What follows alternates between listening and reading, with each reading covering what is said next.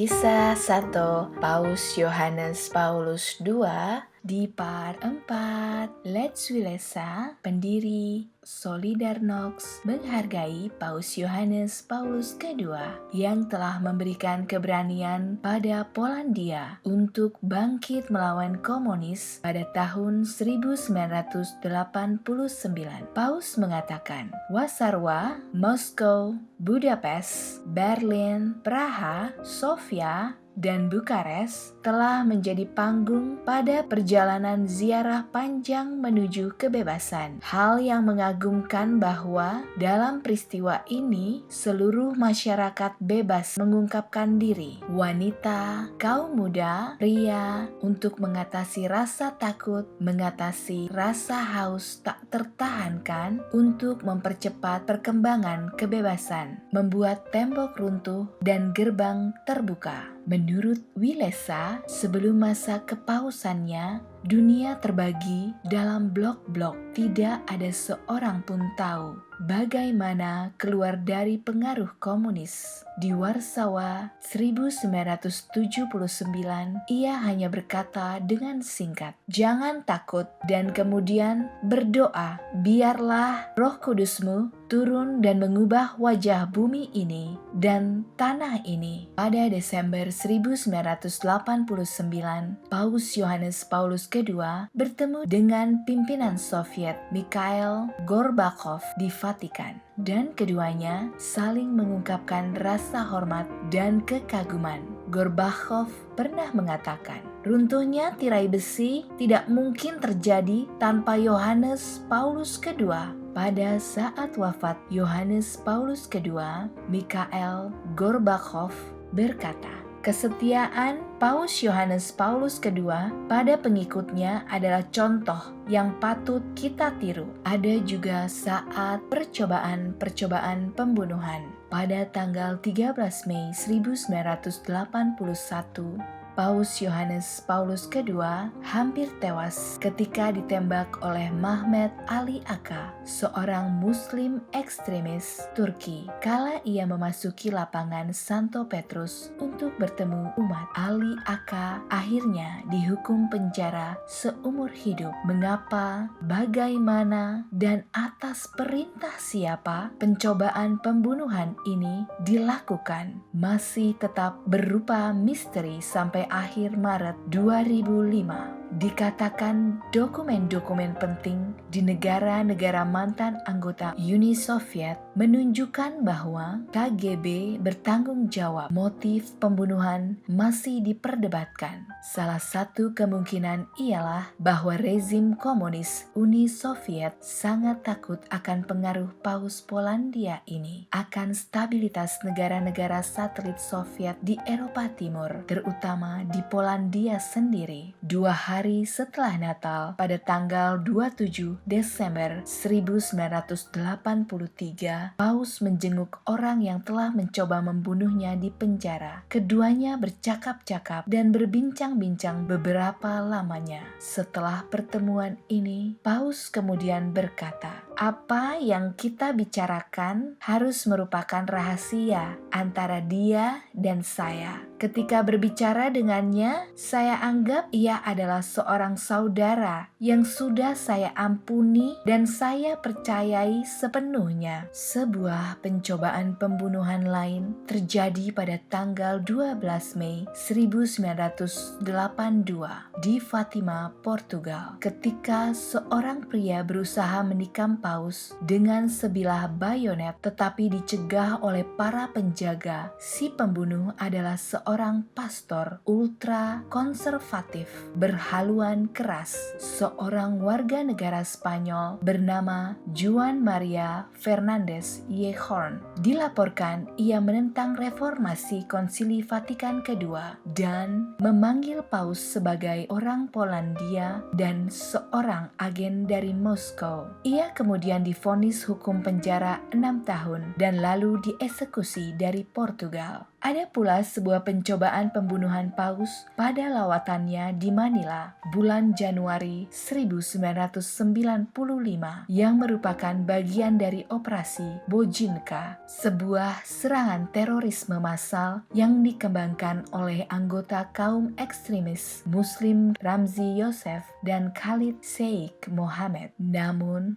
rencana keji bisa dicegah oleh pihak keamanan sebelum para pelaku menginjakan kaki mereka di Filipina. Pada tahun 2003, Paus Yohanes Paulus II juga menjadi kritikus terkemuka di invasi AS dan sekutunya ke Irak. Pada tahun itu, Paus menyatakan ketidaksetujuannya terhadap invasi tersebut dengan mengatakan, "Tidak untuk perang. Perang tidak selalu dapat dihindari. Namun, perang selalu merupakan kekalahan untuk kemanusiaan." Ia mengirim apostolik Pronontio Kardinal Pio lagi ke Amerika Serikat untuk berbicara dengan Presiden Amerika Serikat George W. Bush untuk menyatakan sikap anti-perangnya. Paus Yohanes Paulus II mengatakan bahwa itu terserah pada PBB untuk menyelesaikan masalah konflik internasional melalui diplomasi, dan agresi sepihak merupakan kejahatan terhadap perdamaian dan pelanggaran terhadap hukum internasional. Pada tanggal 31 Maret 2005, ia mengalami septic shock, sebuah gejala penyebaran infeksi dengan demam tinggi dan tekanan darahnya turun. Ia mendapat pengawasan medis dari tim perawat di tempat tinggal pribadinya. Hari itu juga sumber Vatikan mengumumkan bahwa Paus Yohanes Paulus II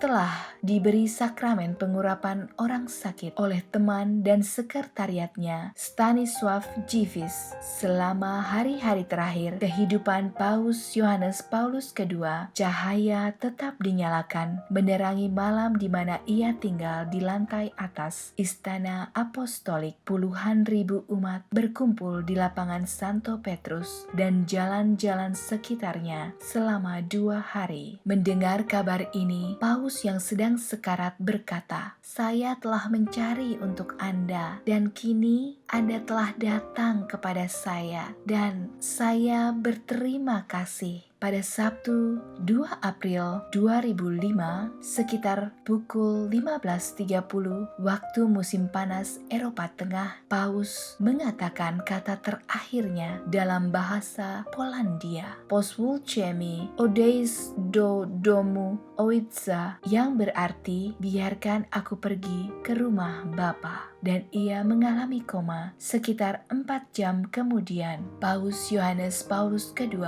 meninggal di apartemen pribadinya pukul 21.37 waktu musim panas Eropa Tengah, 46 hari sebelum ulang tahunnya yang ke-85 tahun. Kematian Paus Yohanes Paulus II diiringi ritual berusia berabad-abad lamanya dan tradisi yang berawal sejak abad pertengahan. Upacara pengunjungannya berlangsung dari 4 April hingga pagi hari tanggal 8 April di Basilika Santo Petrus.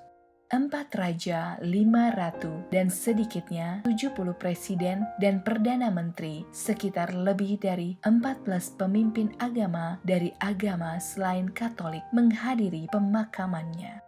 Gelar yang agung, sejumlah imam di Vatikan dan kaum awam di seluruh dunia telah menyebutnya John Paul the Great. Sepanjang sejarah, hanya 4 paus yang disebut demikian dan ia adalah yang pertama pada tahun milenium ini. Hukum kanonik mengatakan bahwa tidak ada proses resmi untuk menyatakan seorang paus mendapatkan gelar yang agung. Gelar ini muncul sendiri melalui penggunaan populer dan terus-menerus.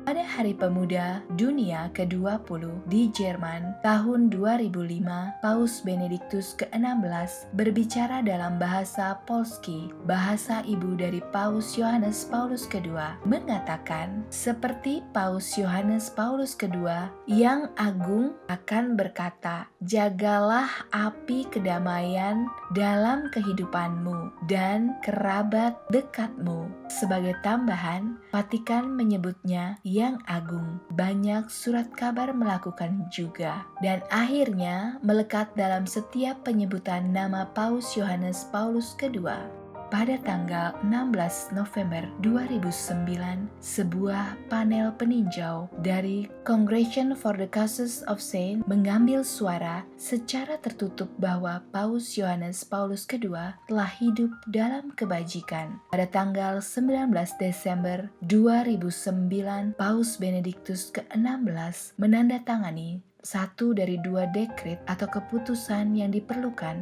untuk beatifikasi dan menyebut Paus Yohanes Paulus II sebagai yang mulia untuk menandakan bahwa ia hidup dalam kegagahan dan kebajikan. Pengambilan suara kedua dan dekret kedua ditandatangani untuk menandai kebenaran dan mujizatnya yang pertama dari Suster Mary Simon Pierre, biarawati Prancis yang sembuh dari penyakit Parkinson. Begitu dekret kedua ditandatangani Positio, laporan alasan dengan dokumentasi kehidupannya dan tulisan-tulisannya ditambah informasi tentang alasannya telah dianggap lengkap dan ia dapat dibeatifikasi.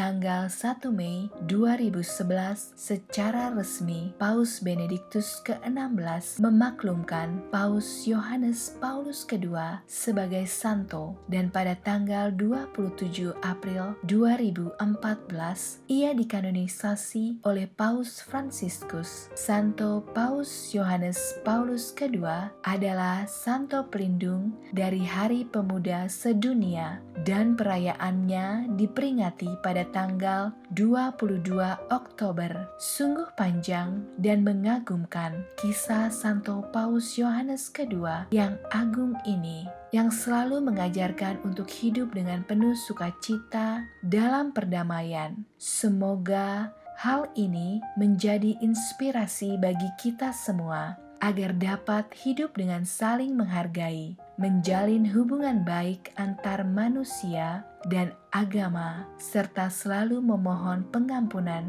dan juga mau mengampuni. Sekian dan sampai jumpa lagi bersama saya, Benedikta. Salam sukacita.